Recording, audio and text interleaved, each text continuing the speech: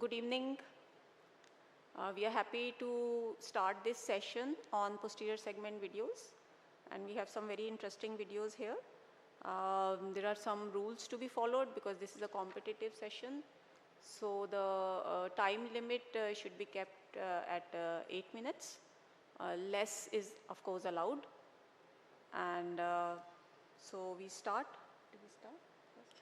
The first one is presenting author is Dr. Rohit Agarwal. Is he here?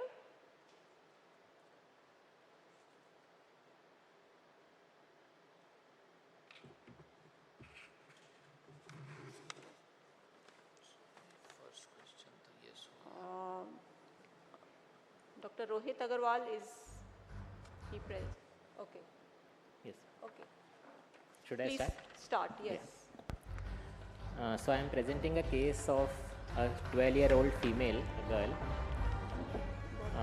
It is unstapling the retina from a firecracker injury.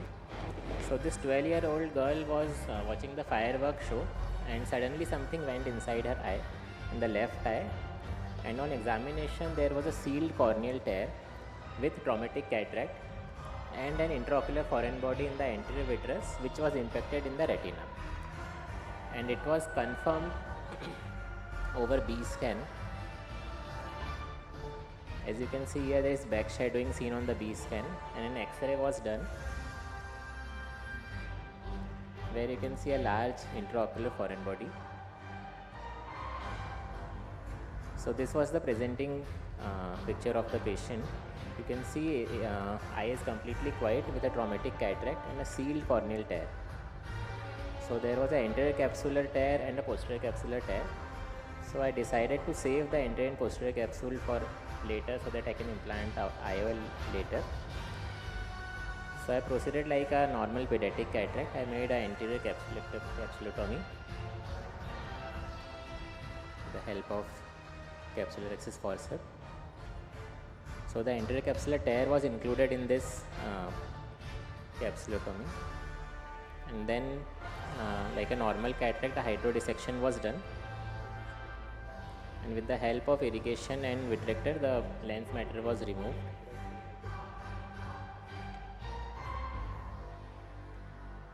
After removing all the lens matter, you can see a posterior capsular opening there. So here you can see a posterior capsular opening through which the foreign body went inside. After this, the remaining two trocars were inserted and an anterior vitrectomy was started. You can see the intraocular foreign body inferiorly impacted in the retina. So before removing the foreign body, PVD had to be induced. So tricot was used to stain the vitreous and PVD was induced. So after completing the vitrectomy, now to protect the posterior pole, PFCL was injected so that the foreign body does not fall over the macula. And then I made a small opening in the posterior capsule to remove the foreign body from this opening. So with the help of cutter, this opening was made. And then with the help of engrassing forceps, this foreign body was removed, but it fell over the retina. But due to PFCL, nothing was harmed. And as soon as I got it up, there was no way to bring out such a large foreign body from this small opening. So then I had to drop it again. I decided to shift to a bimanual approach, and then with the help of chandelier system, I used both the hands to internally rotate the foreign body with the help of handshake technique, and then it was lifted vertically up.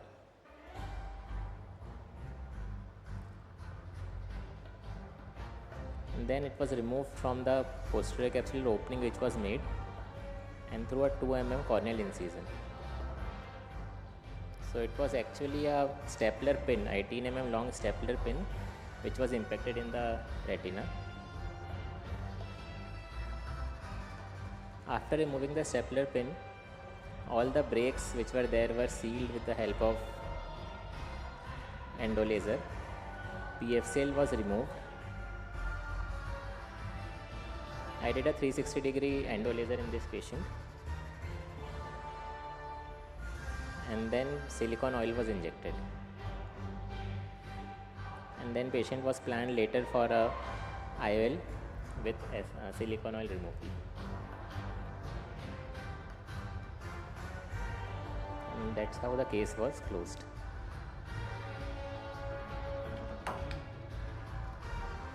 Thank you.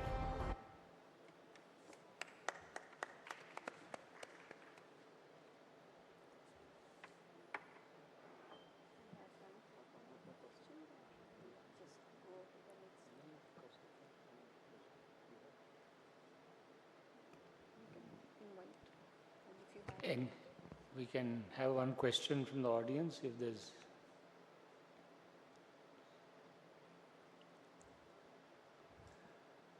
Dr. Rohit, my only question is that looking at the type of foreign body and the way it was, why did you try that first attempt and let it fall? So, I agree you had the cushion of the PFCL, but possibly you could have. No, because when I bought it in the anterior vitreous, I thought I will remove it, but then I realized that the foreign body is horizontally. So then I realized that I have to turn it somehow inside, then only I can remove it. So Because there were only two ways, as you said, you brought it through the posterior capsule and then through or an I could have made anterior corneal, an this thing. Yeah, that was one way. And the other possibility is because it would not, the way it was bent, it would not come through the cannula. right. So the only other way is if you had converted that one Sclerotomy, and yes. removed the cannula and then through a slightly larger sclerotomy just end on removed that foreign body. Yes.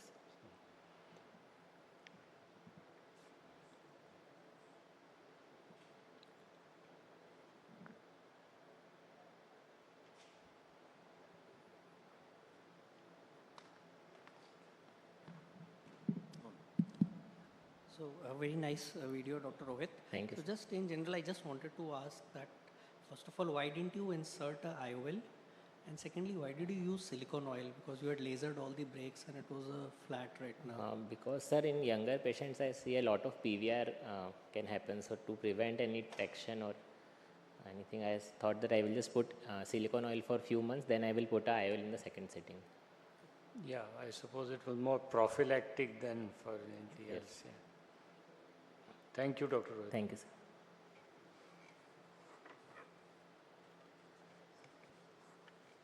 Next we have Dr. Bhuvan Chanana. Please come and present your video.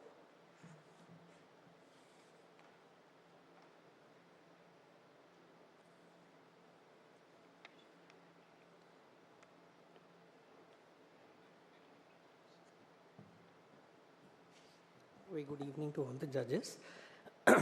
So I'll start. So I'll be discussing the use of PFCL for membrane dissection in diabetic vitrectomies. So this is my first video. You can see that there are dense fibrovascular adhesions, and sometimes removing these membranes can lead to formation of breaks or bleeding when we pull these bleeders. So when I've created a proper plane, I just injected PFCL between the hyaloid plane and the retina. This not only separates the retina but also protects the underlying retina. It not only helps in the dissection, so it increases the margin of safety.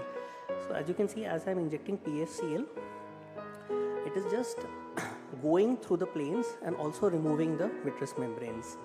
Then following a cutter, I remove these membranes and do a good segmentation.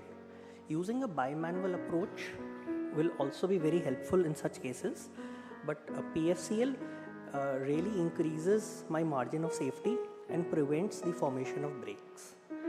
But you have to be careful that if you create a break in an area of a TRD and inject PFCL, then the PFCL can go subretinal.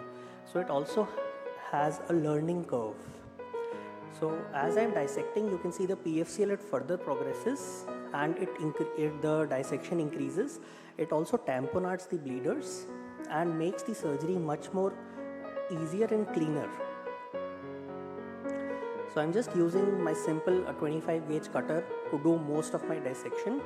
Bimanual really helps in these videos. I have not used a by manual procedure. So just with one endolite and the other cutter, I am doing all the dissection, and PFCL really helps me to do the dissection and protect the underlying retina as I am progressing with the membrane dissection and segmentation. So at areas where the membrane is very tightly adherent to the retina, what happens that PFCL sometimes help to dissect, or sometimes if it is present over the membrane, you can just sometimes tangentially remove it under PFCL. So PFCL acts as a third hand protecting the underlying membrane. And sometimes you don't even have to completely remove these membranes. You can just remove all the traction, all the radial and the tangential and the anterior posterior traction, and you can even leave those membranes. So it's always better not to create a break or excessive bleeding in a case of diabetes. So that really increases the visual outcome. So after doing all the dissection, the PFCL bubble is removed. These are remnant few hemorrhages, and you can see that with the help of PFCL, the dissection was much more cleaner and I had much more smoother case. So since no breaks have been created, I will do a pan-retinal photocoagulation, and that will be followed by just a air fluid exchange. So you don't need a intraocular tamponade like silicone oil or gas, and the patient recovery is also much more faster. So this is the preoperative OCT, and 8 weeks post-operative OCT shows a very good contour, and the vision also improved to 6/12 in this case. So this is the fundus photograph at 2 months, and the vision, as I said, improved to 6/12 with a very healthy retina. So this is my second video, and it has a voiceover, so I think I'll just... The second video is also a similar case in which there is presence of a thick hyaloid face which is firmly adherent to the underlying retina. There is presence of a subhyaloid bleed. So after creating an opening between the retina and the hyaloid face, PFCL was injected to further cause the separation of the hyaloid from the retina. So PFCL not only supports the underlying retina, it pressure tamponades the bleeders, and it also prevents the formation of breaks.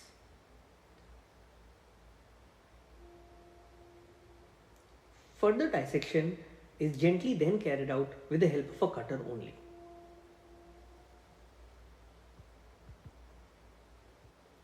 With the use of PFCL, the membrane dissection becomes much more easier, and PFCL also protects the retina from causing undue traction leading to breaks.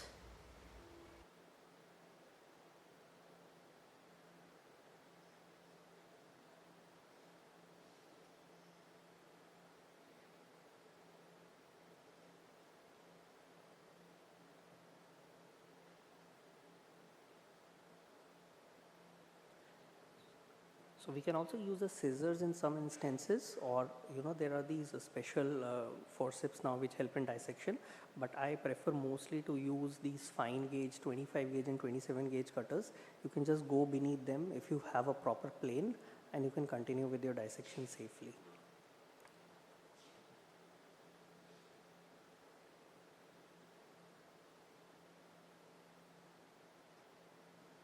So under PFCL also the laser is Once quite the good, vitreous is completely removed, pan-retinal photocoagulation was done.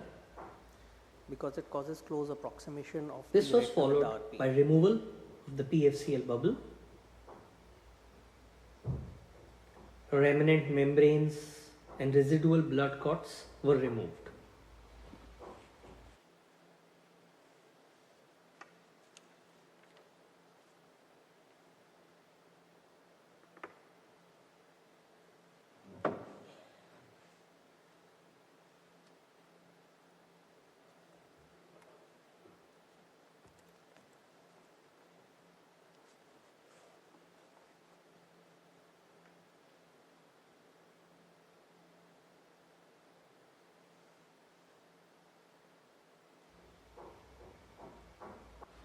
This was followed by air fluid exchange.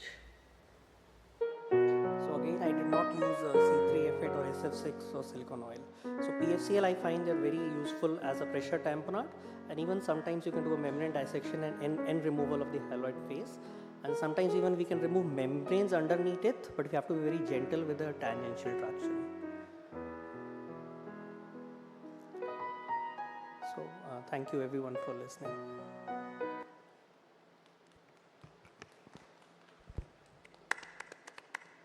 Thank you, Dr. Bhuvan.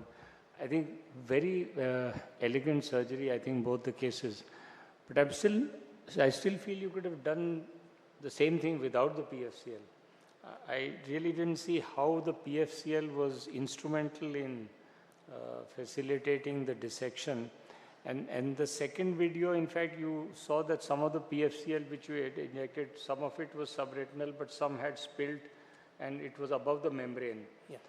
So, as you said, if even unimanually, or as you mentioned, bimanually, you sometimes do it. So,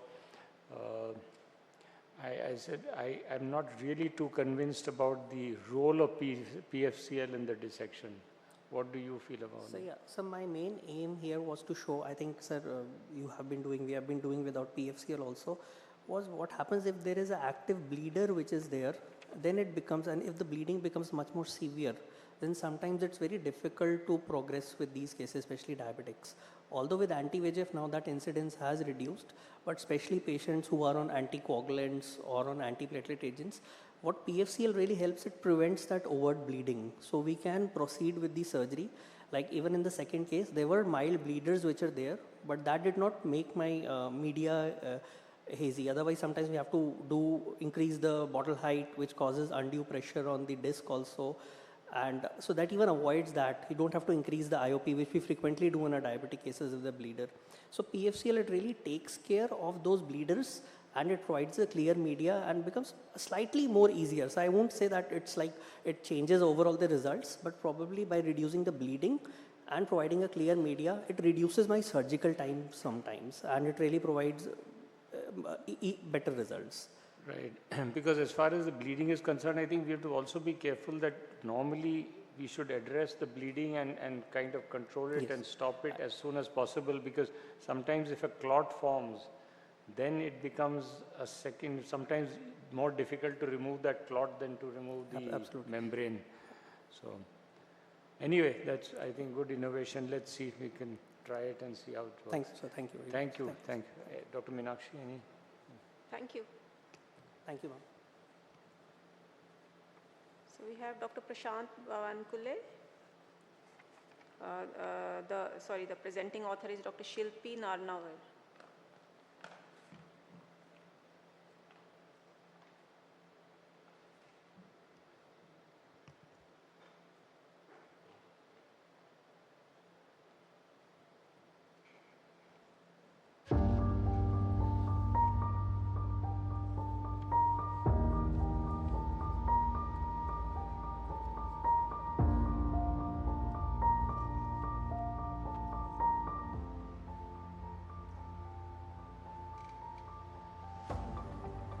These are the stories of sandwiching pre-Thisical eyes. This is the story of one-eyed carpenter who had progressive loss of vision with every episode of pain and redness over last 2 years.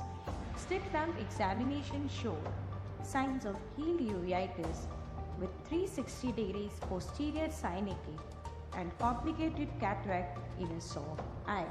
These can relate inferior retinal detachment with decreased axial length and increased CRT suggestive of early phthisis. Our dilemma was whether it was chronic uveitis leading to retinal detachment or was it retinal detachment which led to atrophic uveitis with complicated cataract. We decided to give a benefit of surgery in this eye, declared legally blind elsewhere. Viscosyncolysis being done. Iris hooks placed to dilate the pupil. Phacoaspiration of this relatively soft cataract was done. Primary posterior capsulotomy done. Vitrectomy being done. You can note the old shallow retinal detachment. After staining with brilliant blue, ileum was peeled under fluid.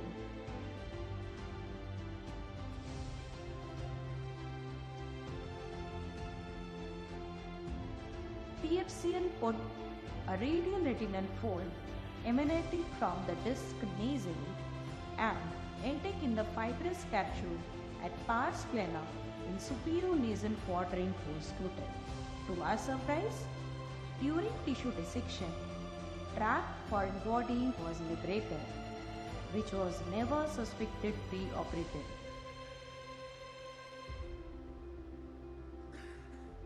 Foreign body was picked up with vitreous forceps under viscoelastic was delivered through pre-existing phaco wound. Further dissection of residual fibrous tissue was done to look for the remnant of foreign body and also to relieve the traction on radial reticle fold.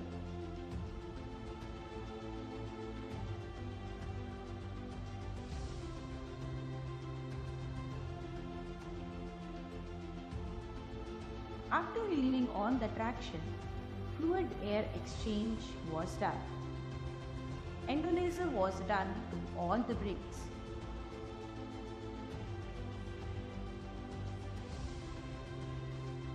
Silicone oil was used as a temporary. At 6 weeks, patient recovered 6/36. Similarly, when you feel you have conquered, there is always a next bigger challenge staring at a VR surgeon. Here comes another challenge. This one-eyed female had a loss of vision following episodes of pain and redness over last 3 years. Slit lamp examination revealed distant folds and early band-shaped keratopathy, 360-degree posterior sanity with total complicated cataract. These can show disorganized node with significantly decreased axial length and increased CRT. After viscosaniculisis, ionistic hooks used to further dilate the pupil. After CCC, phacoaspiration to this relatively soft cataract was done.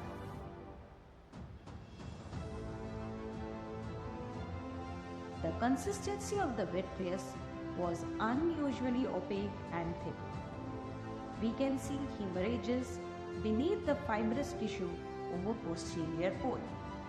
Pre-retinal and subhyaloid heat was removed with Charles Cloot needle.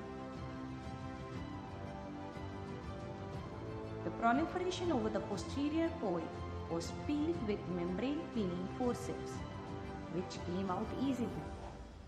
The base excision revealed severe fibrous proliferation over pars plana and ciliary body, all 360 degrees, which was dissected meticulously using forceps and vitreous cutter. Probably, this proliferation was the reason for ciliary shutdown and phthisis-like picture.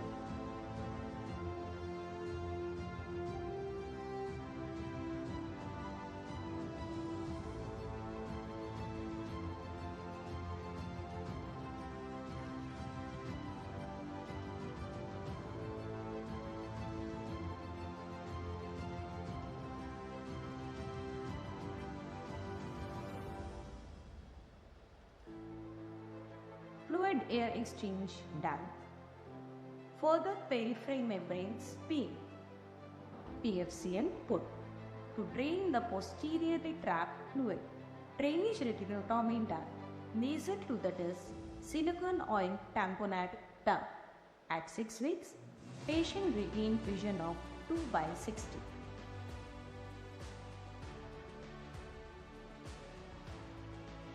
Small wooden foreign bodies cannot be picked up by ancillary investigations, especially when they are in the vicinity of pores. Encapsulated foreign bodies can cause chronic recalcitrant uveitis. Relief of fibrous proliferation over ciliary body region can lead to revival of hypotony in early phthitic eyes.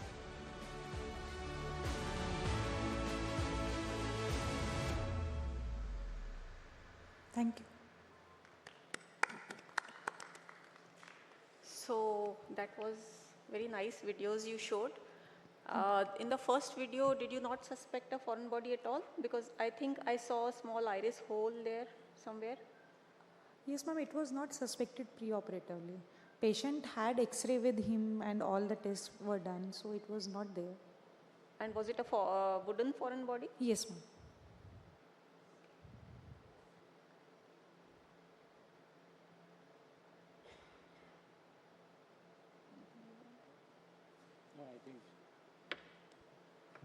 Thank you, and it was, I think, good lesson that one should never give up hope. And secondly, as Professor Meenakshi said, you must have a high index of suspicion for foreign bodies in these kind of chronic uveitis cases where there isn't a definite history of uveitis as such per se.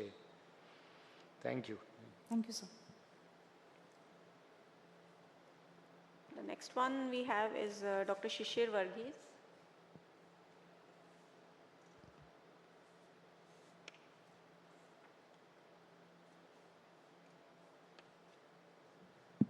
Excuse me, ma'am. He's in another talk now. He'll come in some time. So maybe the next person can present, Dr. Akash Belenge.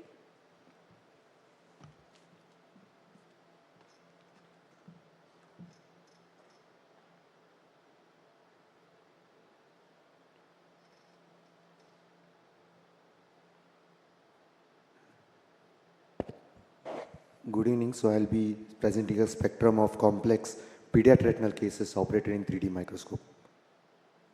Retinal detachment. A localized peritomy is made and the infusion cannula is secured horizontally in the inferotemporal quadrant. Other two ports are made at 10 and 2 o'clock respectively. A lensectomy is then performed. The advantage of 3D system is the high resolution camera attached to the operating microscope that projects a magnified image onto the big screen monitor. The uniformity of illumination all across the surgical field helps the surgeon in these complex surgeries.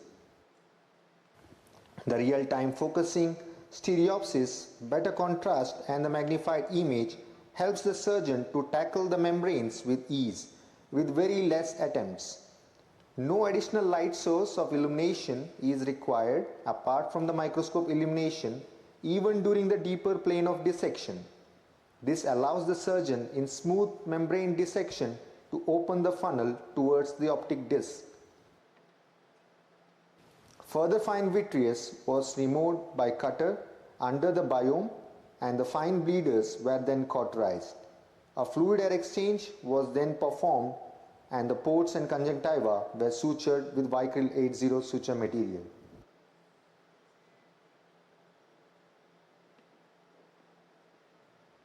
A 3-port 25 gauge vitrectomy is used here. A silicone sleeve is attached to the cannula head to reduce the cannula length. All the vitreous connections adhering between the posterior retina and the crystalline lens was removed with cutter.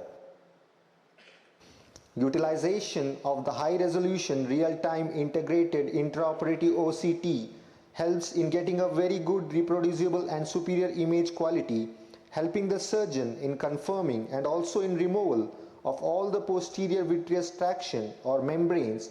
This is a valuable information that helps in identifying the adherent membranes and allows finer dissection.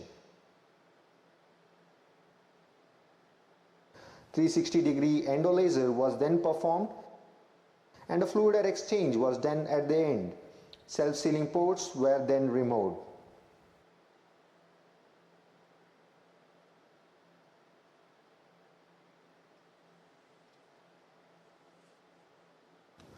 This is a case of familial exudative vitreoretinopathy with focal cataract. Infusion port of 23 gauge was placed horizontally at the inferotemporal quadrant. Lensectomy was then performed. The 3D system illuminates the surgical field very uniformly all across. We can see the dragged elevated central fold of retina with peripheral attached and stretched retina. All the vitreous in and around the retinal fold was removed and the traction at the macula was released.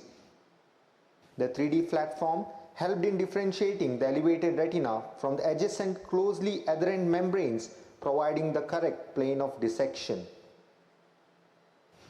Peripheral, low intensity, less confluent laser was later carried out,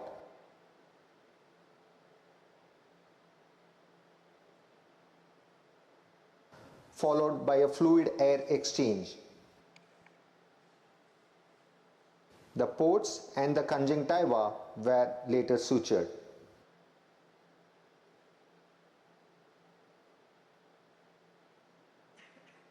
A 3-port 25-gauge vitrectomy is used here. Silicone sleeve is attached to the cannula head to reduce the cannula length. Layer by layer vitrectomy was done to remove all the multi-layered sheets of organized dense vitreous hemorrhage. Even in very low light intensities, provides a good visualization with natural colors and high resolution with the 3D platform without any view compromise. This reduces the chances of retinal phototoxicity. The underlying retina showed extensive retinal pigment epithelial changes with healed retinal and macular scars and pale optic disc. These features were suggestive of healed neonatal viral retinitis. A fluid air exchange was then performed and the self-sealing ports were removed. Thank you.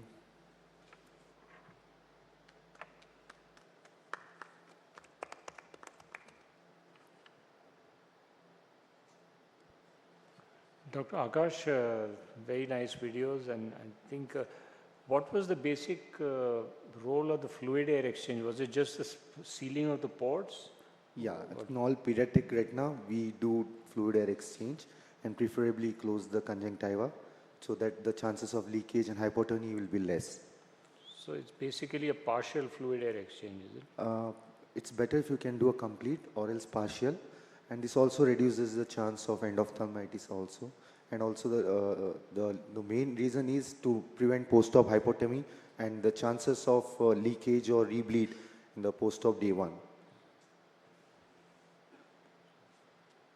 Any tamponade you used in any of these No, cases? none of the cases we have used tamponade. So it's all under fluid air exchange, and air is the only tamponade that we have used in this complex pediatric retinal detachments.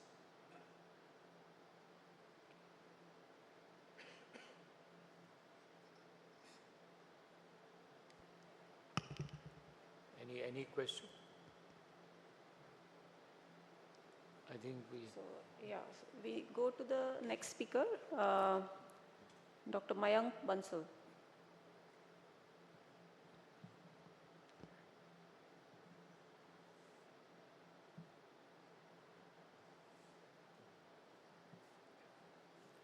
Good afternoon, everyone. Please, you could. The audio, if you could get it on. Had a foreign body inside the eye, and while on the CT scan, we did know that it's very close to the optic disc. However, after removing the vitreous hemorrhage, it was a foreign body which was abutting on the optic disc with dense adhesions all around it. So one of the major challenges for us was to be able to dissect it out without really damaging the major vessels, the central retinal artery to be particular, because that would lead to a catastrophic bleeding inside the eye.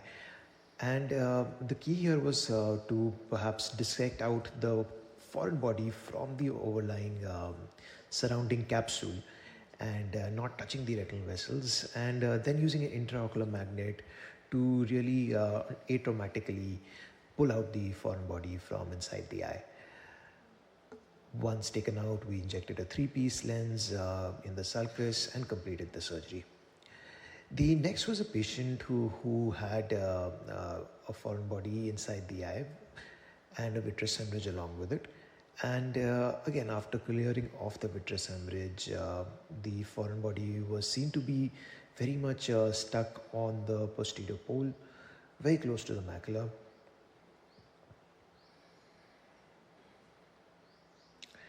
And the major challenge here was that the foreign body was densely impacted into the coats.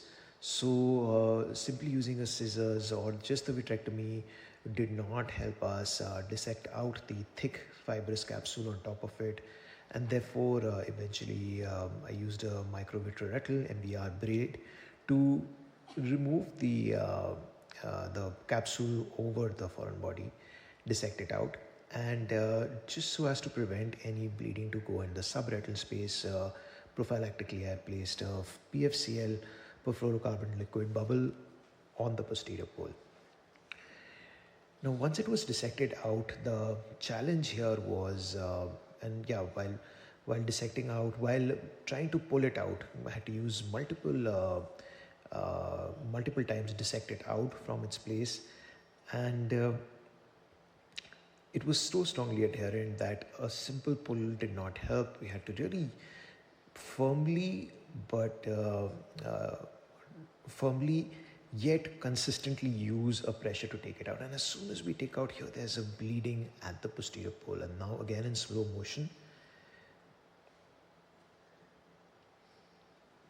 this giant spurt of blood vessel, the bleeding, and a mound that comes with it. So I immediately raised the intraocular pressure. Fortunately, had already placed the PFCL, which supported, and the posterior pole and the bleeding. And then thereafter, removed the foreign body from the pars plana route.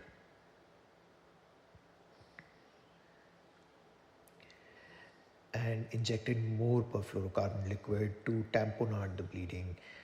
Thereafter, suturing the wound.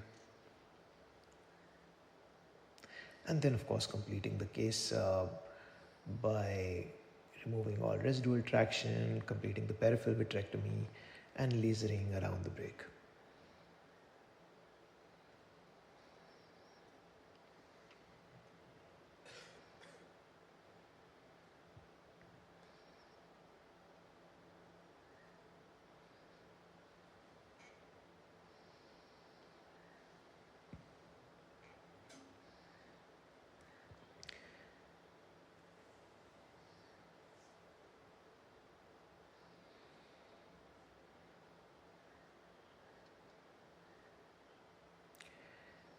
And now, moving on to the last case, is someone who had a retinal detachment, which was obvious, and underlying in the subretinal space was a foreign body. So here again, the key was to not allow any of the bleeding from the dissection first to go into the subretinal space. So first, I started with dissecting around the foreign body, diathermizing the retina, removing the overlying capsule,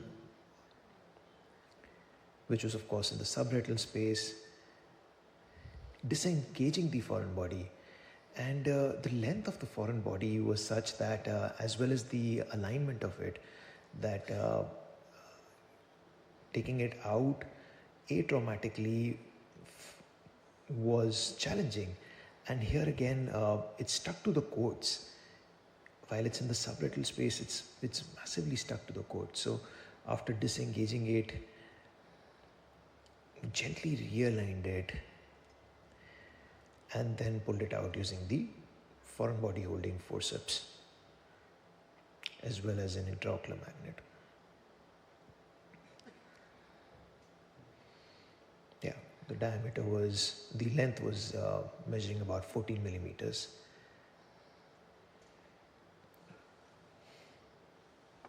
Thereafter, I removed all of the residual traction and membranes from along the foreign body. Treated subsequently like a giant retinal tear by filling PFO until the edge of the break, did a fluid air exchange and then an air PFCL exchange. Thank you. Those were the cases. Thank you.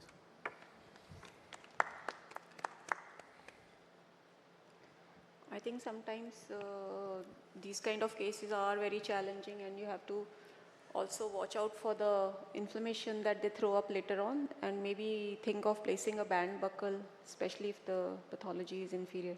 Did you do that? Not particularly for this case, but generally, yes, ma'am. Choose to put a band buckle. Yeah, very challenging cases, Mayank, especially when you have this encapsulated things which are stuck in the coats. I thought that in some of this, couple of these cases, if you put in a chandelier and then used it to kind of bimanually release the attachments to the where it was kind of very stuck, that may have been a little, might have eased the removal Absolutely. of the foreign bodies. But otherwise, yeah, very nice. Yes, sir. Thank you. Thank you, sir.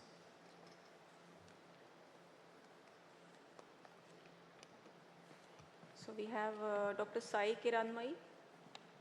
So Dr. Shishir is here, so whenever you can. Okay. Yeah.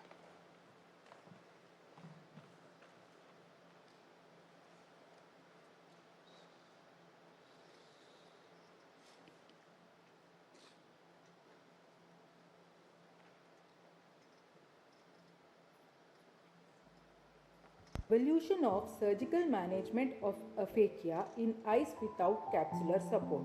Damage to the capsular bag and zonular fibers is a known complication of intraocular surgery and trauma.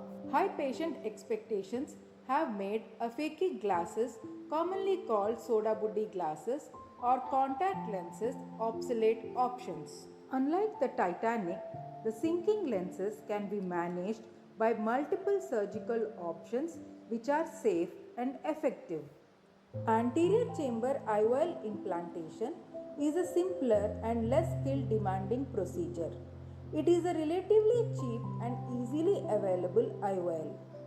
Iridectomy is done with cutter at 1 o'clock position to prevent pupillary block glaucoma. AC IOL is inserted into the eye. The ideal technique of AC IOL implantation is to place the lens in the iridocorneal angle with the haptics in contact with the scleral spur without capturing any iris tissue. The innovation of the flexible open loop AC IOL had led to less inflammation in the angle than the rigid closed loop IOL, but these lenses, even when placed properly, may lead to complications like endothelial decompensation, chronic inflammation, UGH syndrome, or cystoid macular edema. Scleral fixated IOL is preferred over AC IOL in aphakia because of their more physiological anatomical position in the eye and lesser chances of compromising the endothelial cell counts or raising of intraocular pressure. IOL with eyelets in the haptics are used to prevent suture slippage and subsequent IOL dislocation in sutured scleral fixated IOL. Two scleral tunnels are made 180 degrees apart at 2 mm from the limbus.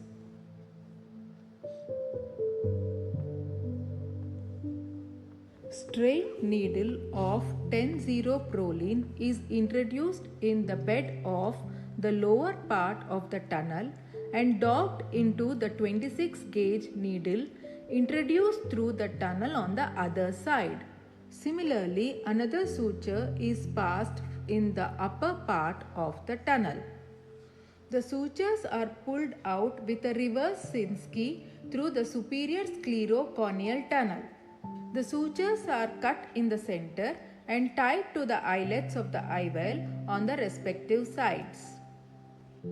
Then the IOL is introduced into the posterior chamber. The sutures should be pulled along with the IOL very carefully so that the sutures do not entangle with each other.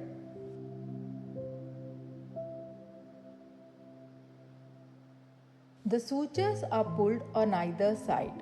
After achieving proper centration, they are tied in such a way that the knot goes into the scleral tunnel. This procedure avoids suturing of the scleral flap and also knot erosion through the conjunctiva after surgery.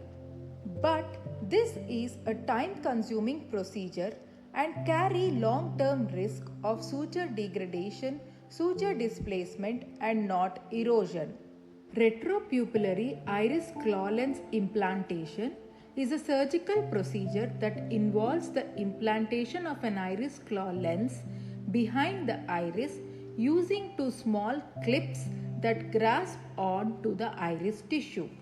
Intracameral pilocarpine is injected to constrict the pupil. Iris claw lens is grasped using lens holding forceps and introduced into the anterior chamber through the main incision. While holding the optic with the lens forceps, the lens is gently tilted down and pushed behind the iris.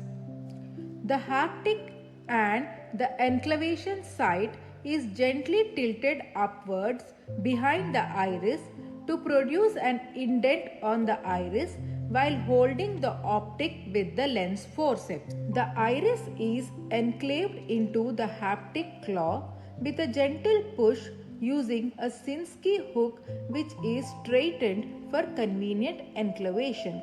A similar maneuver is done through the other side port after switching the hands. Then gently the grip of optic holding lens forceps is released and stability of the iris claw lens is ensured. This procedure is minimally invasive with a relatively short recovery period and has lower learning curve. Now let us look at the sutureless glueless scleral fixated IOL procedure. With the help of toric marker, markings are made at 3 and 9 o'clock for proper centration of the IOL. Markings are made 2 mm from the limbus on either side. Another marking is made 2 mm from the previous one, which is parallel to the limbus and superiorly on the left hand side and inferiorly on the right hand side according to the orientation of the haptics of the IOL. 2 to 3 millimeters partial thickness scleral pockets are made parallel to the limbus in opposite directions from the sclerotomies with 24 gauge needle bent little away from the tip. 3-piece IOL is inserted into the anterior chamber. The haptic is docked into the 26 gauge needle and externalized. While retrieving the 26 gauge needle to externalize, the optic also should be pushed into the anterior chamber. Otherwise, the haptic slips from the needle. The externalized haptic is tucked into the scleral pocket. The same procedure is repeated for the trailing haptic on the other side. The length of tucking on both sides is adjusted for better centration. Sutureless technique of scleral fixated IOL implantation have now gained popularity due to their numerous advantages, including reduced suture-related complications and ease of surgery. Now, we are at the crossroads and choice of IOL depends mainly on the clinical status of the eye and surgeon comfort. While each method has its own pros and cons, prospective comparative studies are yet to prove the superiority of one method over the other. Though management of aphakia in the absence of capsular support remains a challenge, with meticulous planning, these IOLs can provide optimal visual rehabilitation with minimal surgical complications.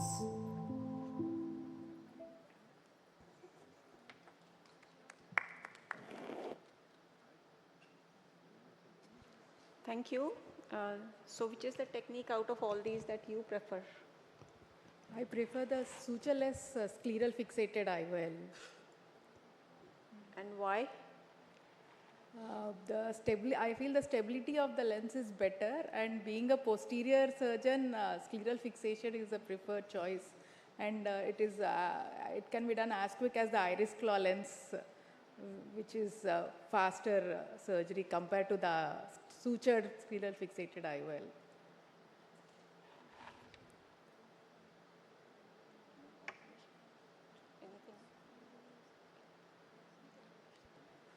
Thank you. Thank you. So we can invite Dr. Shishir Varghese to come and present.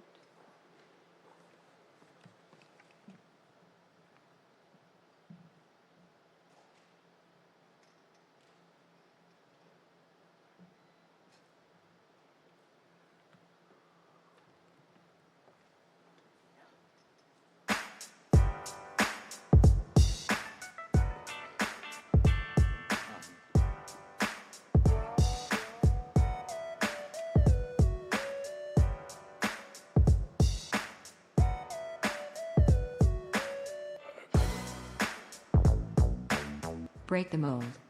Unconventional techniques in conventional vitreoretinal surgeries.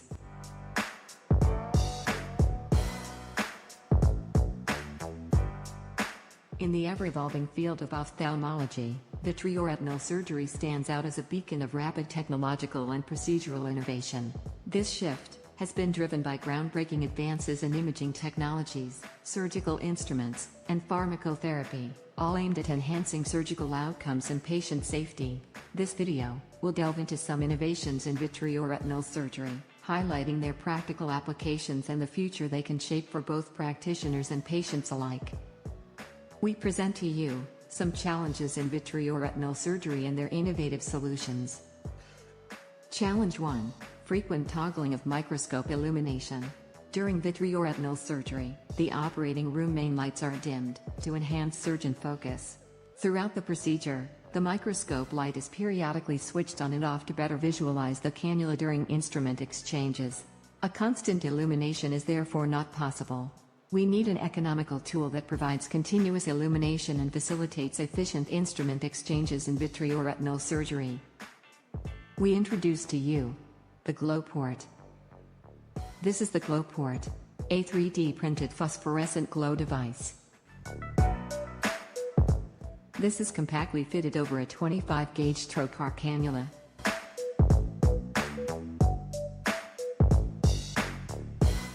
After placing the infusion cannula, both the superior cannulas are placed with the glow device on it. The GlowPort is then exposed to the microscope light as well as light from the endo illuminator.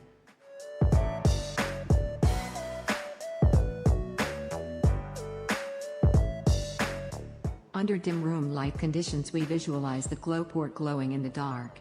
The GlowPort, with its property of phosphorescence, helps us with smooth and efficient instrument exchanges without repeatedly switching on and off the microscope light. The photoluminescence or glow stays for 10 to 15 minutes and it regains its glow after a very brief exposure to the endo illuminator light. Ocular touch errors and effective surgical time is reduced for novice as well as experienced VR surgeons. Challenge 2. Difficult PVD induction due to bullous retinal detachment. This is a case of a 75-year-old patient with a bullous exudative retinal detachment where PVD induction was difficult.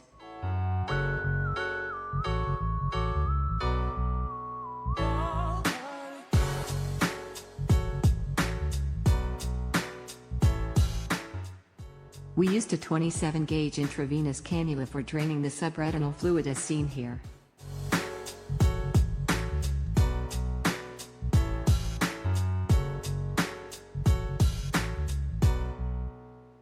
The soft silicone end of the cannula was left in the subretinal space and PVD could be induced easily over an attached retina.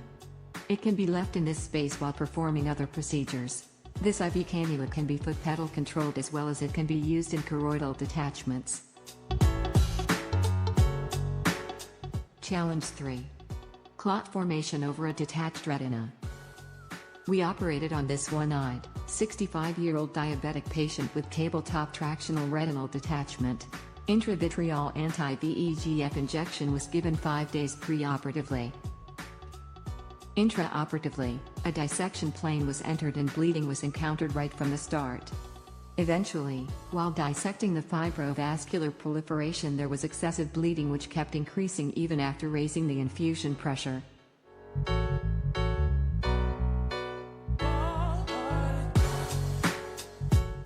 Clot removal over a mobile retina was difficult and hence a fluid air exchange was done to arrest the bleed and flatten the retina.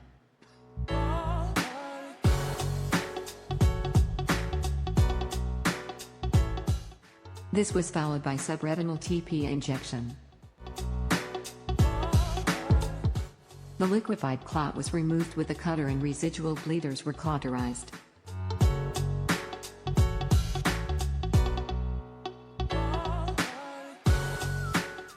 Two weeks post-operatively, the retina was attached with the patient having ambulatory vision. He was planned for an early silicone oil removal. Challenge 4. Occult retinal break detection. After pars plana vitrectomy for retinal detachment, other than PVR, missed retinal breaks account for 64% of failed retinal detachment surgery. We load BBG dye in a subretinal injector and using a 41 gauge cannula, inject it into the subretinal space to detect occult breaks. In this case of recurrent retinal detachment, after failing to localize a break, we inject BBG dye into the subretinal space and steamroll it with PFCL. We can observe the dye emanating from the now visible break, seen in slow motion.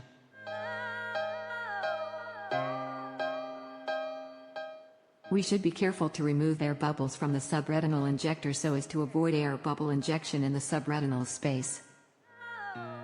In this case too we can observe the dye emerging from the now visible break. 3 months post-operatively the retina was attached in both the cases. Subretinal BBG dye injection is of great benefit as it provides a color contrast and helps in occult retinal break detection. Challenge 5. Small non-magnetic foreign body removal. We designed a custom, intraocular foreign body forceps with blunt tooth tips for easy grasp and removal of small non-magnetic foreign bodies as seen here.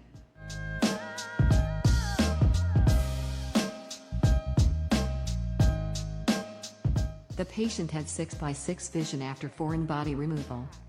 Challenge 6. Aphakia management in corneal diameters greater than 11.5 mm. This patient had a dislocated IOL bag complex after blunt trauma. His corneal diameter was more than 11.5 mm, hence he was planned for a flanged intraocular lens technique. After removal of the IOL bag complex, an IOL with eyelets was threaded with 50-proline sutures.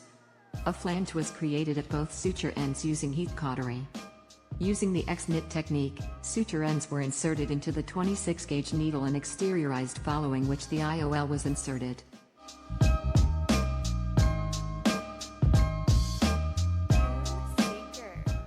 The exteriorized suture ends were cut, flanged and buried under conjunctiva. Best corrected visual acuity was 6x6 postoperatively.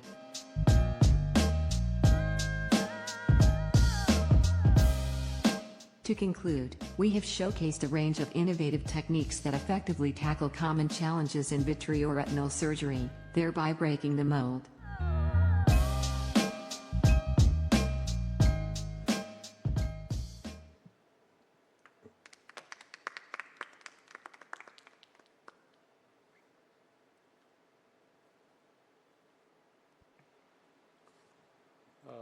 Nice video, Dr. Varghese. Why did you select that particular voiceover? I felt the AI voice is better than mine, so I preferred the AI voice. So your question was? No, I was wondering why the sort of other accent, why... No, that was the AI voice, artificial intelligence. That's why I used the AI voice for the video. Okay, okay. Yeah. So it's an AI voice. Yeah, AI voice. It's better than my voice, so... No, in our setting sometimes, I mean, the accent, I felt an Indian accent would be kind of more appropriate. That is, I mean, it can be somebody else's voice, but... These glow in the dark and those kind of things, have you patented them or? No, we're not patented the glow in the dark rings, but we are planning to distribute. And the forceps which you showed, which yes, sir. So that's a custom-made forceps which we developed along with Epsilon. Along with? Epsilon Instruments. Epsilon, so, okay. Yeah. So I was just wondering how was it really advantageous compared to the other foreign body forceps? So the length, the tip length till the edge of the forceps is around 45 millimeters, so it's quite long, and it's positive pressure grasping. So these small non-magnetic foreign bodies, you can directly go in and grasp using the tooth tips. Through what port will this go? You have to make a 20 gauge port. It's. Thank you. Yeah, thank you. Any questions? Thank you. Yeah, thank you, sir. Thank you.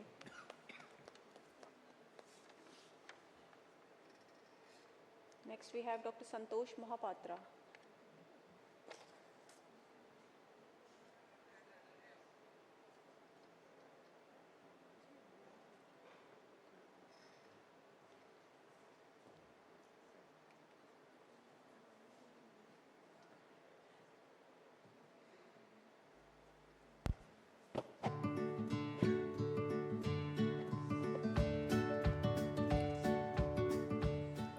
advanced diabetic retinopathy with extensive peripapillary fibrovascular proliferation with a relatively healthy macula is always a challenge.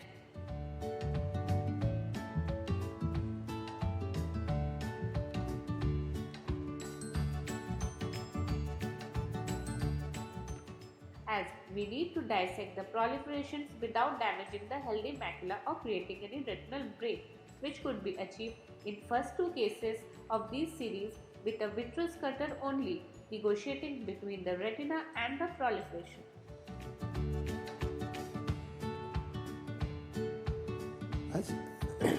As you can see, the cutter is negotiating within the fibrous proliferation which is extensive over the posterior pole and dissecting the tissues. You need to really achieve a good hemostasis so that it does not form a second membrane, as Sir was telling in one of the presentations.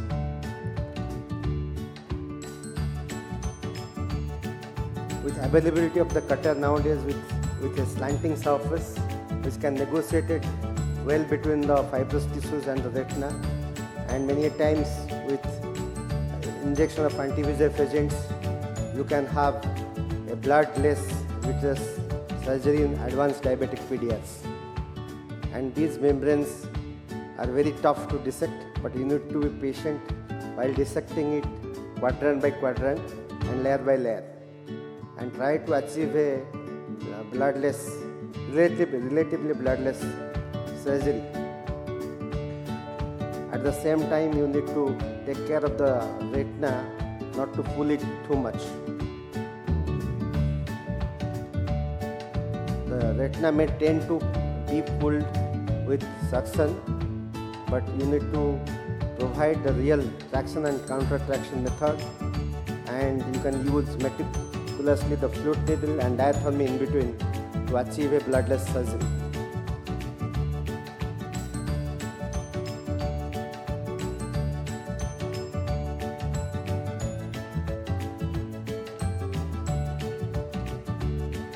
This case had a nasal traction, but on OCT the macula was pulled, so we decided to do a surgery as the vision was also poor in this case.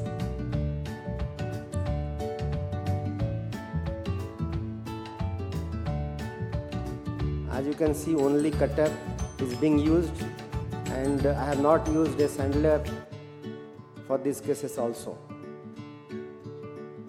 The point-to-point tractions need to be taken care of, and at the same time the retina should always be visualized not to create any break during the surgical procedure.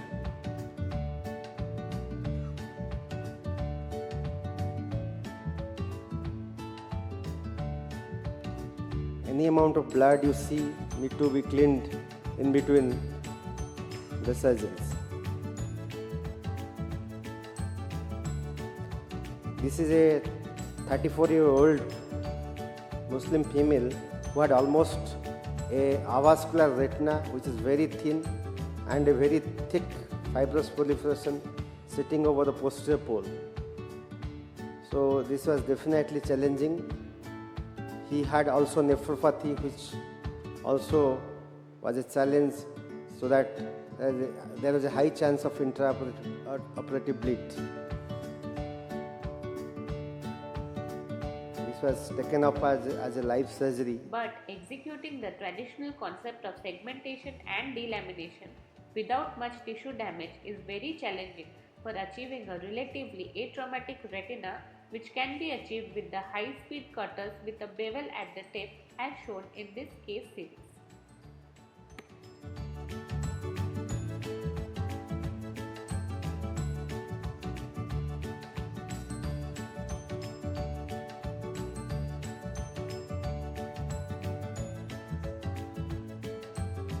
In this case, the macula and disc was almost not visible. The fibrous proliferation was very thick and it was covering the posterior pole. So we tried to dissect from the periphery, and try to approach the posterior pole from the periphery towards the center. And a plane was created approaching from the peripheral space and gradually approaching towards the center.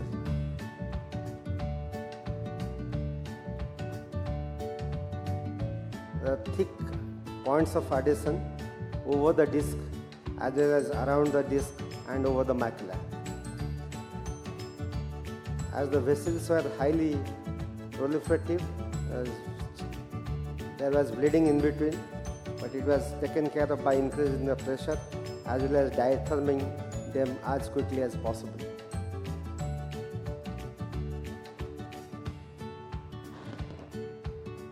All the cases I just used the cutter as the only instrument to dissect out these proliferations.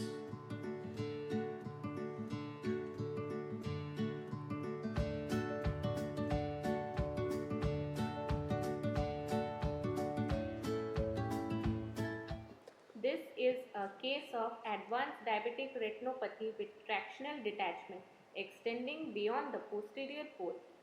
As we can see, the cutter is negotiated between the thick fibrous proliferation and the detached retina, dissecting out the fibrous tissue in a segmental manner and also taking care of not creating any retinal breaks.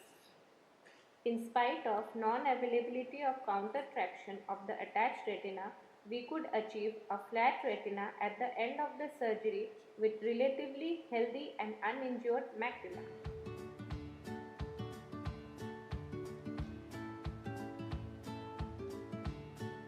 The detachment was extending beyond the arcades, so it was very difficult to dissect the fibrous tissue in absence of a counter-traction of an attached retina.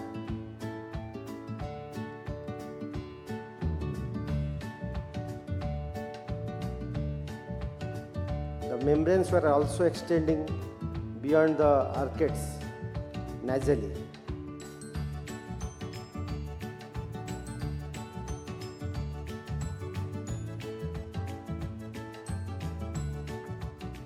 Thank you.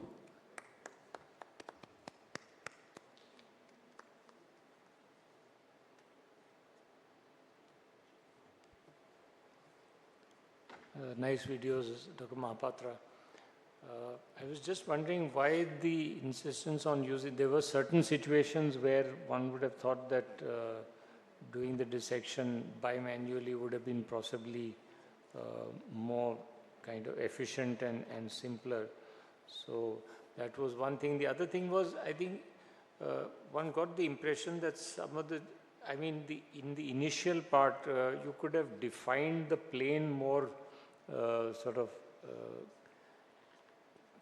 more cleanly and efficiently throughout and then proceeded with it. It seemed as if the areas of tissue were being attacked or tackled piecemeal. Sir, first, to answer the first question, yes, I have used forceps as and when required, but I have compiled all the cases which I have used only cutter. And with the cutter, right. And to your second query, yes, plane is almost most of the time identified, but I approached the cases quadrant by quadrant just to take care not to, because most of the cases where there is a detached retina, that's why. And again, as I said, so of course you've selected your cases here, but if there was a mobile retina, then sometimes it becomes very difficult to tackle it only with the cutter. Yes, as we have discussed, PFCL could have been used in all these cases where there is a mobile retina. That always helps. Thank you. Thank you, sir.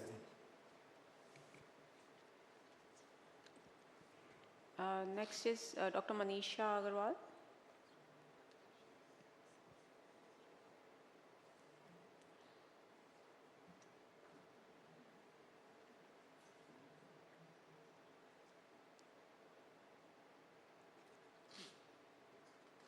Good evening. A 60-year-old gentleman presented with sudden painless diminution of vision in the left eye 1 year back with no vision in the right eye. He had a history of high myopia in both the eyes with a refraction of -13 diopter in the right eye and -15 in the left eye. On examination, the right eye showed a chronic retinal detachment with a vision of PR inaccurate, and the left eye had a vision of PR accurate with a tessellated myopic fundus with posterior staphyloma, a full thickness macular hole with a total retinal detachment. The left eye had undergone a pars plana vitrectomy with membrane peeling and ILM peeling, with fluid air exchange, endolaser and silicone oil injection 2 months back. Post-operative follow-up at 2 months showed a well-attached retina with a persistent macular hole with SRF in the area of the posterior staphyloma under silicone oil. The dilemma in our mind was that there was evidence of persistent SRF at the posterior pole with an open macular hole which was hampering the visual improvement due to a detached macula, and the silicone oil removal could not be planned in future as it had a high risk of a recurrent RD. The patient was thus planned for an amniotic membrane graft in the persistent macular hole. An infusion cannula was fixed with silicone oil injection. A soft tip cannula was taken and an active suction was done to remove the persistent subretinal fluid under the macular hole and in the area of the posterior staphyloma. Amniotic membrane of adequate size was taken after staining it with BBG dye. End gripping forceps was used to insert the amniotic membrane graft in the persistent macular hole. The entire procedure was carried out under silicone oil itself. Whatever loss of the silicone oil was taken was overcome by injecting the silicone oil.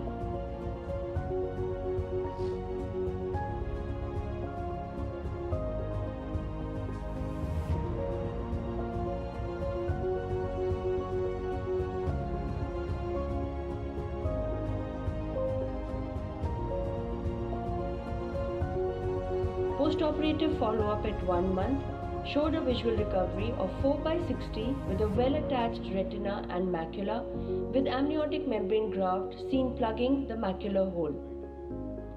This made the patient ambulatory again. The patient underwent silicone oil removal after 6 months. The patient continued to maintain a vision of 4/60 after the silicone oil removal with a well-attached retina and macula with an amniotic membrane graft in place. Therefore, never give up.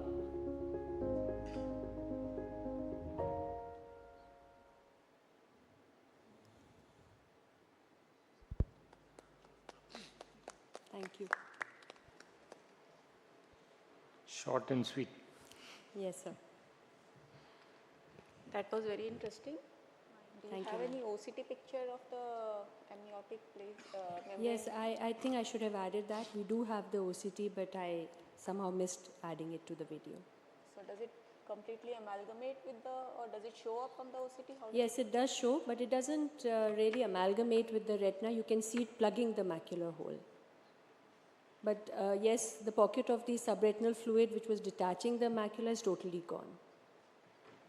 So the patient actually after the first RD surgery kept complaining of a central scotoma, and he was finding it very difficult to walk around also. So after this actually he was very comfortable because that central scotoma had resolved, and he was able to very comfortably maneuver himself and do his daily core activities. Of course, I think we still haven't resolved the fact as to how that tissue starts functioning in the center. I think that remains, there's a lot of work on that and lots of different ideas, but we really don't know. But we know that it does happen, that it does work. The other option for this patient, of course, was a macular buckle, but that is something we are not skilled for. So that's why we were left with the option of just anatomically closing it with an amniotic membrane. Right. Thank you. Thank Thanks you, a sir. lot, Manisha. Thank you.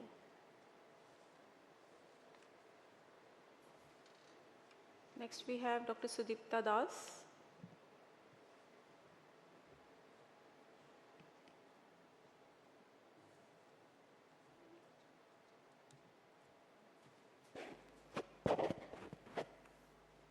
In this video, we explain an innovative way to treat an optic nerve heat maculopathy by scleral plug and inverted ILM flap. So this was a 31-year-old male who came with dimness of vision in the right eye for last 6 months, and there was recent onset distorted vision with vision of 5/60 and 12. He was diagnosed to have venous occlusion with macular edema in the right eye. So he did a OCT, and OCT revealed another surprise. It's an optic peat maculopathy. So if we go through the slides, the fundus photo and the OCT, we reveal that there is a congenital defect. So this is optic nerve peat, and here is the fundus photograph as well as in the OCT. So what actually is a peat? It's a congenital defect, presumably arising from the failure of fetal fissure closure in embryogenesis. So when all parts of the body are not in perfect health, we have this or this or this, a defect in the optic nerve peat, which compels a person to have a subnormal vision instead of a normal vision, which is far from ordinary. And this happens because of serous retinal detachment, macular schisis, or intraretinal fluid. So we have a problem. To help this poor man heal and overcome all his defects, it would take more than simple planning to reach the goal. So these are the various methods where we can close the optic pit. We can do a pars plana vitrectomy, we can have inverted ILM flap, we can have a scleral flap, we can have gas tamponade or clotted serum AC3. But we wanted to be 100% sure. So we chose to apply multiple methods together.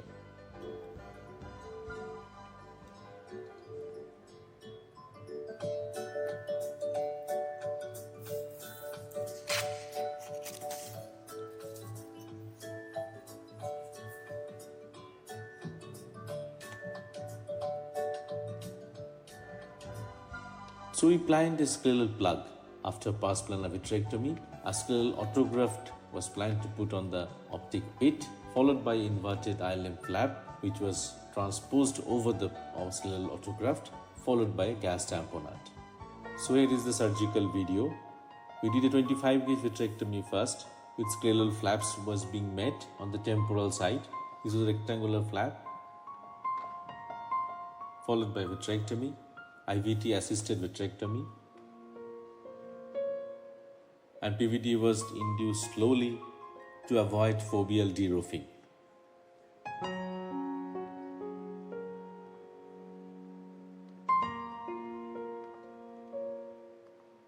The pit size was approximated with the cutter head size, which was around 0.75 mm. Brilliant blue was put to stain the ILM, and then ILM flaps where ILM was peeled over the macular area in inverted flap technique. This was the temporal part of the ILM over the fovea to plan an inverted flap. And this was the nasal ILM flap, which was peeled and approximated close to the optic nerve head margin.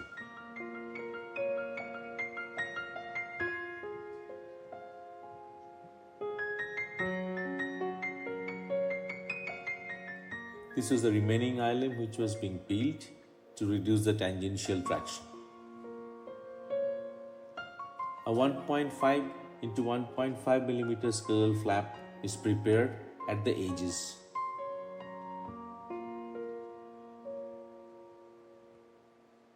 This is the 1.5 into 1.5 mm scleral flap which is being cut from the initial made scleral flap in the temporal side. This was measured.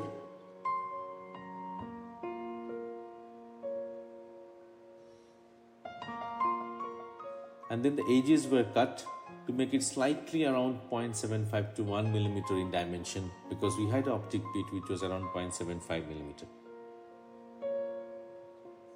So FG was done.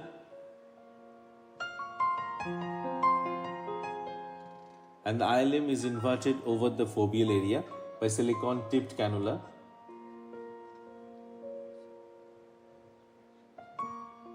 Fluid was drained over the optic nerve head. The scleral plug is gently taken over by an endograsping forceps, and it is gently placed over the optic nerve head pit under fluid gas exchange.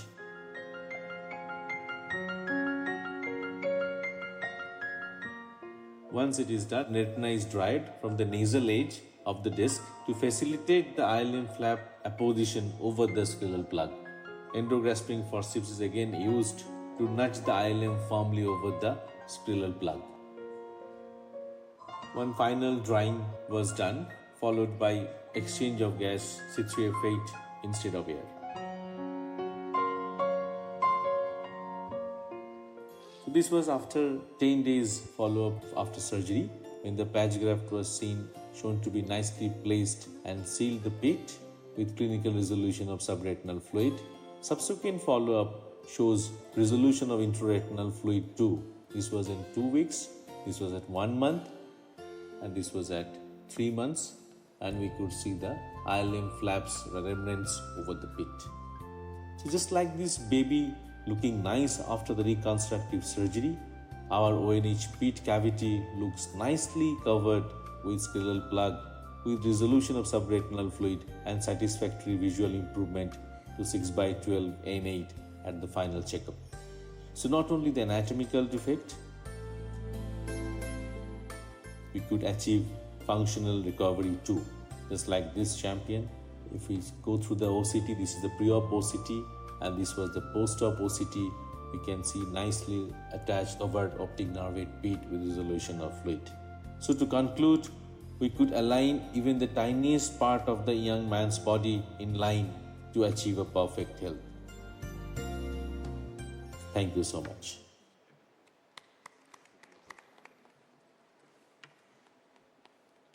Very nice, neat surgery, Dr. Das. Thank you, sir. What was the indication for doing the rest of the ILM peel? I mean, for example, most of the time when we use the ILM flap and we put it over the optic nerve and nerve head pit with or without, say, an ILM scleral flap or amniotic membrane graft. But sometimes we would leave the rest of the ILM alone. There was no macular hole there, was there? True. So there was no macular hole, but there was significant foveous cases. So we thought that probably keeping the temporal flap would probably prevent a recurrence of having a macular hole. A lot of times we have a macular hole recurrence in these patients. Okay, because the OCT didn't seem to show a very significant. No, it was not very significant. So, but,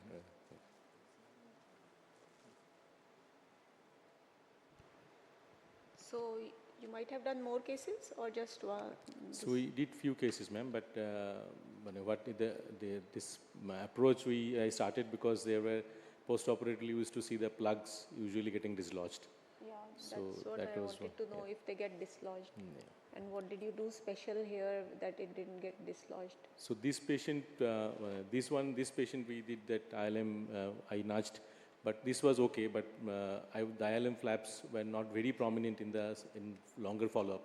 So later patients we probably have tried to make little more smaller plugs because, and then putting the ILM little more inside the scleral plugs. So that was, it was beneficial in few more patients after that, after this technique.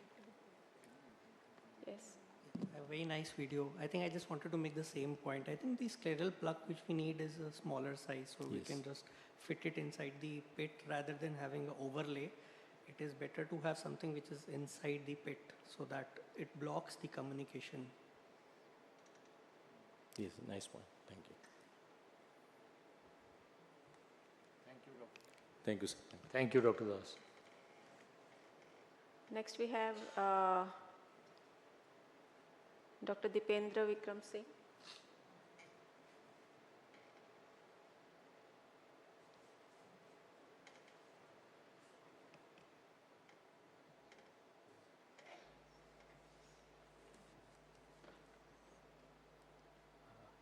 Can we have the video, please?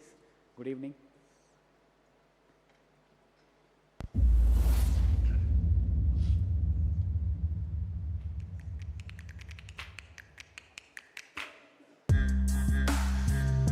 Evil Dead.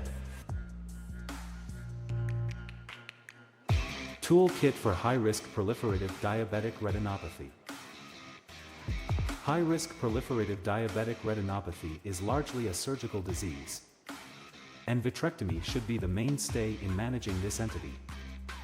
The role and timing of ancillary treatments, such as panretinal photocoagulation and anti-VEGF injections, should be customized on a case-to-case basis. Following a step-ladder approach may not be appropriate. Scenario 1. When PRP equals nail in the coffin. A 65-year-old patient with poorly controlled diabetes presents with PDR, characterized by extensive fibrovascular networks, extending from the disc and along the arcade. Our advice was for better metabolic control, close follow-up, and a subsequent surgery. However, the patient underwent 3 sessions of PRP laser elsewhere, resulting in tractional retinal detachment TRD progression, and presented to us again with sudden decrease of vision in both eyes.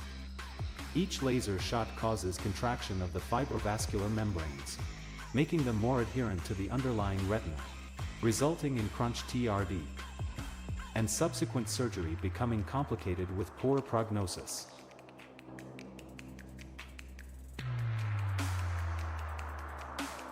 Compare the previous case with a treatment-naive diabetic, tractional retinal detachment case from another patient that underwent primary vitrectomy, without preoperative PRP.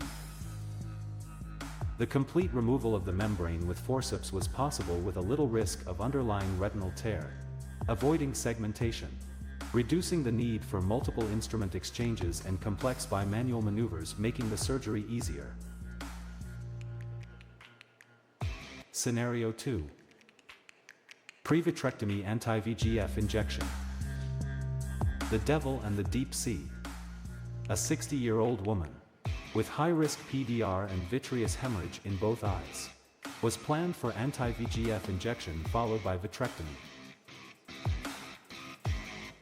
The vitrectomy was planned 3 days post-injection, and much to our surprise, an intraoperatively marked fibrotic switch was noticed, revealing new fibrotic membranes.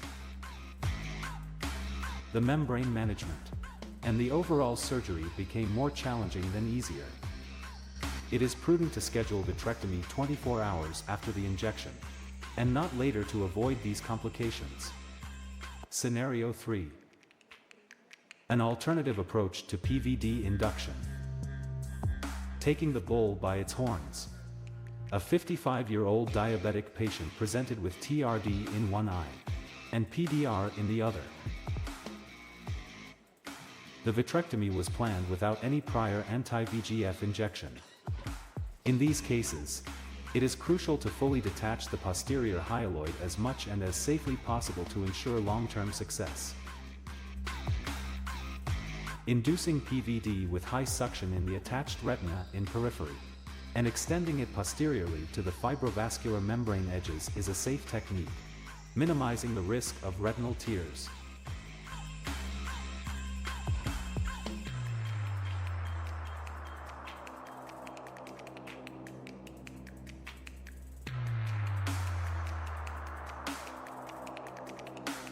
This approach was successfully applied in a similar case, simplifying the overall surgical experience to the surgeon.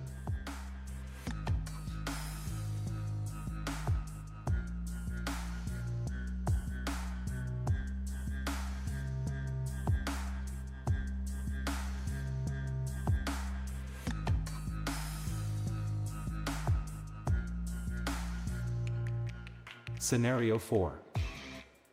Divide and conquer. A 45-year-old diabetic with TRD in both eyes received an anti-VEGF injection before surgery.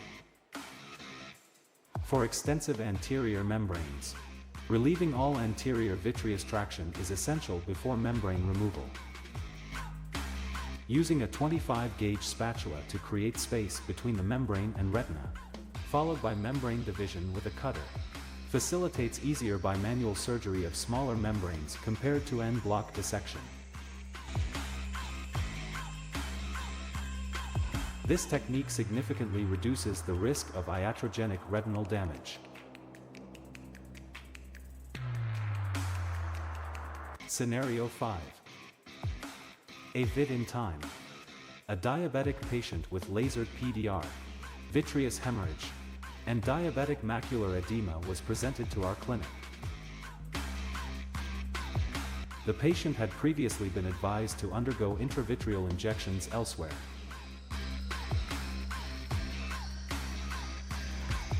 A vitrectomy was performed, including PVD induction and ILM peeling, resulting in excellent long-term visual outcomes.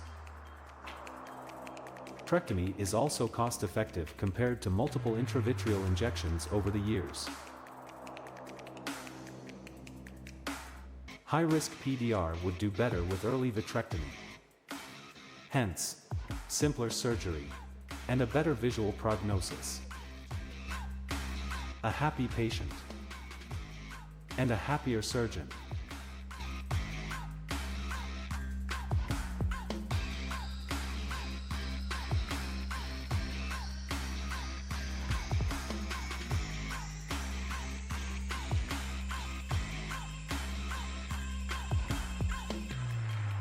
Yeah, thank you.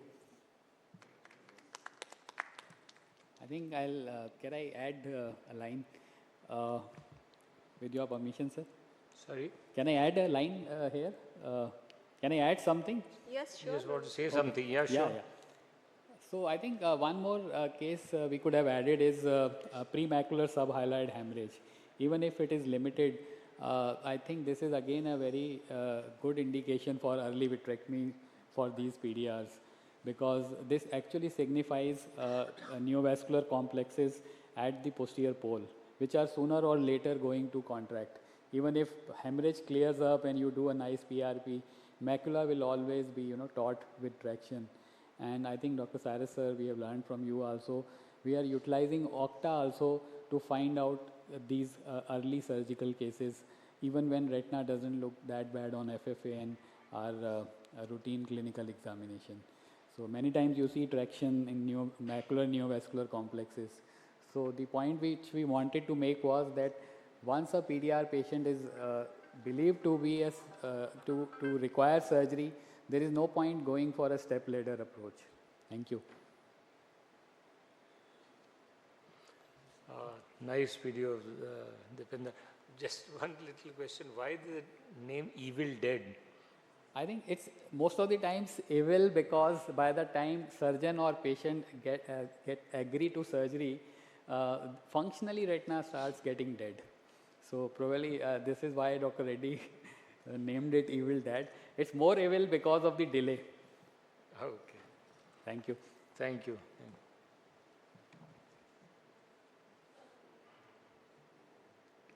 Next we have Dr. Apurva. Is he here? She.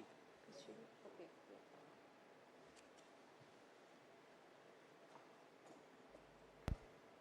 Of membrane surgery under silicone oil. Case 1 is of a 48-year-old man who underwent vitrectomy and silicone oil injection. 3 months later, there was a pucker with macular detachment under oil. 2 ports were made. With the forceps, the membrane was identified and peeled under oil itself. SRF was drained from the pre-existing break. Laser was done around the break and also around the old laser marks. Silicone oil was added as top-up. This is the pre and post-op comparison. The macula is completely ironed out under oil. Macular membranes can be peeled and SRF drained under oil. 2 ports are sufficient for these steps. Case 2 is of a 68-year-old woman with albinotic fundus. The retina is very thin with no contrast. The culprit SRG causing detachment under oil was removed through a drainage retinotomy. This was the 3rd surgery being done for this patient for under oil macular redetachment. Another drainage retinotomy to remove SRG. An attempt to remove a membrane from the disc caused a brisk bleed. At this point, we were able to inject PFCL under the silicone oil and contain the bleed. We were also able to aspirate the subretinal bleed that had migrated through the retinotomies. A film of pre-retinal blood was also removed.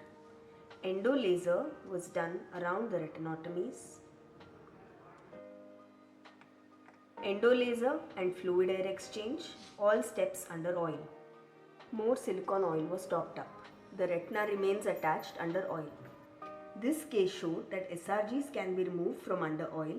Intra-op bleeds may be easier to contain because of the tamponade effect of SO.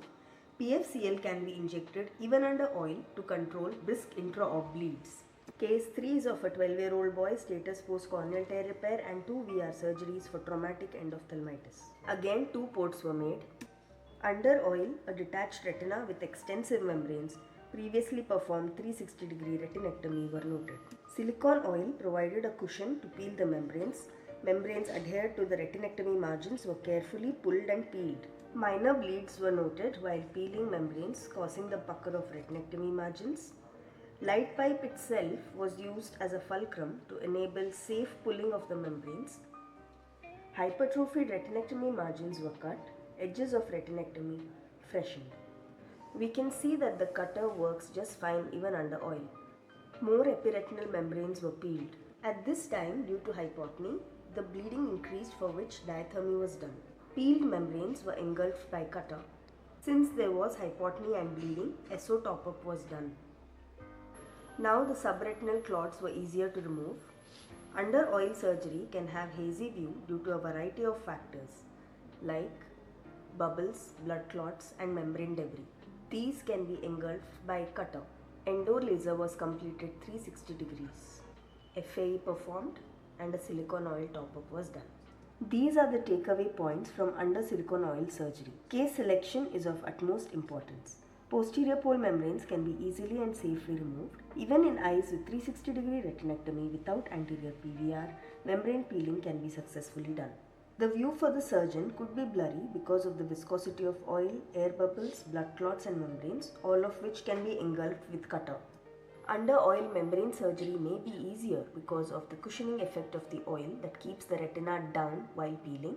The tamponade effect of the oil can also make management of intra-op bleeding easier. Thank you.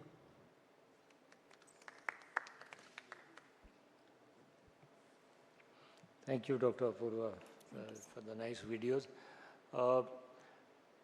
By and large, what we tend to feel is that if there's a limited sort of thing which you have to achieve, there's a specific membrane, as you said, a specific thing which is puckering the macula, or even in the mid-periphery, or a subretinal, as you said, gliotic band, a specific thing which is tenting up the retina and you want to remove it and top up the oil. But by and large, we find that if there is more extensive work to be done, and especially, as you said, found that when you suspect that bleeding could be encountered, by and large, we feel that it's probably more efficient and neater and cleaner to just remove it and do all your surgery and put back the oil in those situations. So what is your experience as far as that's concerned? Absolutely, sir. Actually, case selection is very important. Just like you said, if there are just posterior pole membranes, limited membranes, even extending up to the mid-periphery or the anterior retina, if it's basically important to understand the vector of the membrane. And if we understand that, plan pre-operatively and attempt a sub-oil surgery first, than going for directly an SOR, I think we should attempt under oil surgery and then go on to do an SOR only if absolutely necessary. But like you said, in very thin retinas, atrophic retinas with extensive PVR where the membranes are not coming out, and the sheer bulk of the membranes, if the membranes are so thick that you need to engulf them and remove them, and there are too many of them, then it's always better to do an SOR and then put it back in. Thank you. Thank you, Dr. Apurva.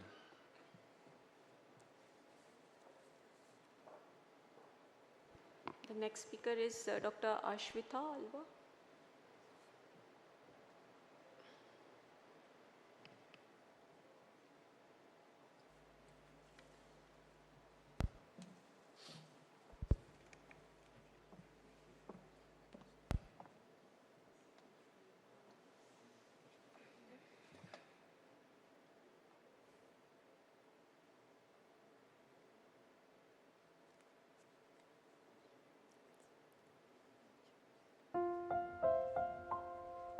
In the depth of a child's eye, a silent threat looms.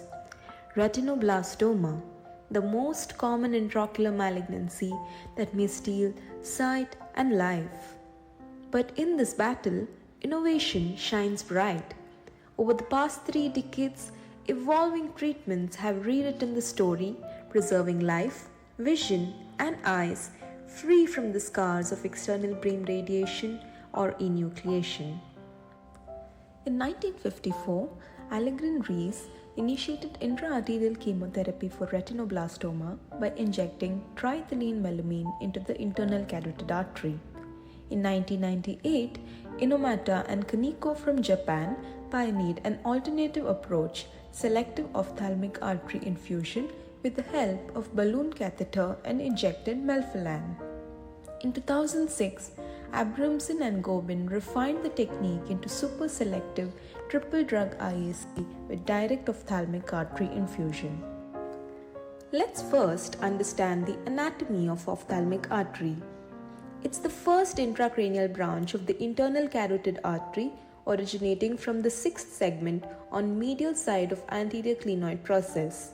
It traverses a short intracranial course before piercing the dura, entering the optic canal just lateral to the optic nerve. Within the optic canal, it branches into a complex pattern to vascularize the eyeball and surrounding periophthalmic tissues. The diameter of the ophthalmic artery typically ranges from 0.7 to 1.8 mm and gives rise to several branches. In certain cases where catheterization is challenging, alternative routes are used. Notably, in about 7% of the individuals, ophthalmic artery originates from the middle meningeal artery, making it a viable option for catheterization. Procedure is performed under general anesthesia in a well-equipped catheterization laboratory or interventional suite. For the procedure, precise and meticulous marking of both treatment eye and the right thigh where femoral artery catheterization is planned. The femoral artery on the ipsilateral side is accessed under aseptic precautions with ultrasound guidance using a 5 French pediatric arterial sheath. The catheter is carefully guided under fluoroscopy up to the common iliac artery, through the aortic arch, into the carotid artery, and then to the internal carotid artery, finally reaching the ostium of ophthalmic artery. Serial angiograms are performed to evaluate the cerebral vasculature and to identify the angioanatomy with special attention to the choroidal blush in the angiogram. After confirming the placement of the catheter at the ophthalmic artery ostium through an angiogram, chemotherapeutic drugs are diluted in 30 cc of normal saline and infused slowly over 30 minutes at a rate of 1 cm³ per minute. This is delivered in a pulsatile, non-laminated fashion. Melphalan, topotecan and carboplatin are used at a dose depending on the patient's age, severity and extent of the disease. A repeat angiogram is performed after the procedure to rule out any thromboembolic event. After the procedure, the microcatheter are slowly removed and hemostasis of the femoral artery is achieved by a compressive bandage. After IAC, patients are evaluated every 3 to 4 weeks. Typically, 3 monthly sessions are given to maximize tumoricidal effects while minimizing the toxicity. If complete tumor regression is achieved, further IAC is discontinued. Intraarterial chemotherapy is given as the first line of management in unilateral retinoblastomas in Group B, Group C, Group D, and Group E. They may also be given as tandem IAC for bilateral retinoblastomas. However, it's avoided if the better eye has visual potential. It's given as a second line of management after prior treatment failure in recurrent tumors, subretinal seeds, or both. Bridge IAC refers to the treatment approach where therapy is initiated after intravenous chemotherapy, particularly in neonates. Rescue IAC involves the re-administration of IAC following an initial course of it, typically in cases of recurrent tumors, subretinal seeds or vitreous seeds. Intraarterial chemotherapy is relatively contraindicated in eyes with clinical high-risk factors, radiological evidence of optic nerve extension, scleral extension, intracranial extension, extraocular or orbital extension of retinoblastomas. In tumors amenable to focal TTT, cryotherapy or intravitreal chemotherapy. Compared to IVC, IAC delivers chemotherapy directly into the eye, providing 10 times more of the drug. This approach significantly increases tumor exposure while reducing systemic side effects. For Group B and C eyes, it achieves an eye salvage rate of almost 95 to 100%. IAC shows notable advantages with solid tumors control at 88%, subretinal seeds at 82%, vitreous seeds at 67% after an average of 3 sessions. A meritorious procedure have its own set of complications, and they are as follows. While IAC is an effective localized treatment, it does not provide systemic chemoprotection. This raises concerns about the potential for undetected systemic micrometastasis, particularly in advanced cases of retinoblastoma. Additionally, the high cost of the procedure is a significant drawback, making it less accessible, especially in developing countries where affordability is a major concern. From a time when eye salvage in advanced retinoblastoma seemed an unattainable goal, to a present where we now offer both globe and vision salvage, the journey has been nothing short of remarkable. It is currently being performed in over 31 countries and stands as a testament to the relentless pursuit of progress, turning what was once impossible into a shining reality.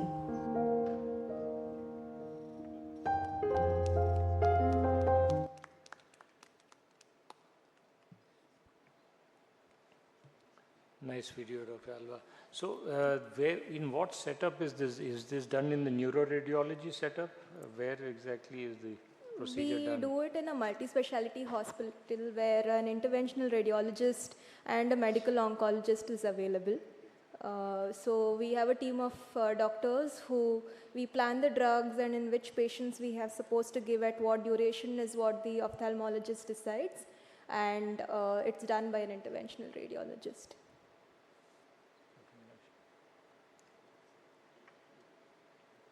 Thank you. Any questions? Thank you. Thanks a lot. I think with that we come to the end of this session. It's been a really nice session, excellent videos, and it's been great going through all of them, and it's been a good learning experience also in many ways. Dr. Meenakshi. Yeah, it's been very nice, and even technically all the videos were very well. Just one observation that when the voiceover is of AI, you feel like it's the gospel truth being told, whereas some of the things that were being said are not universally accepted and they are not backed by scientific studies. So I think the AI gives the impression that someone is speaking from coming from a sense of authority. So I don't know, what do you think, Doctor? Yeah, personally, I would also prefer, I think it would be nicer if the person was presenting, or a colleague. I mean, sometimes in your setup, you may have somebody who's much better in terms of delivery and diction and things like that. So, but somebody, preferably in the organization, if they do it, I think, or in the family, whatever. That would definitely, it gives it a more authentic feel than somehow AI doing it. So I would agree with Professor Meenakshi. I think that we should try and see to that and avoid voiceovers being generated by AI.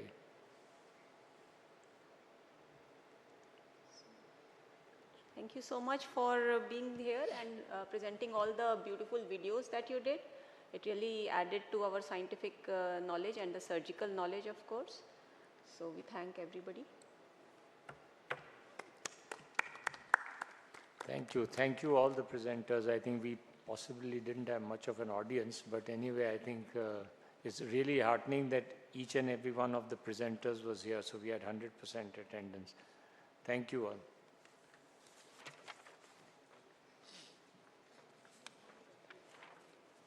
Can you all come up for a group photo?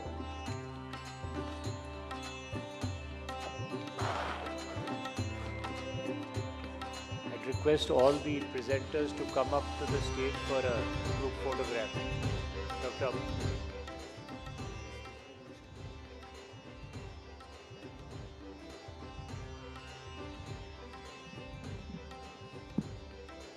Can we all quickly come up, please?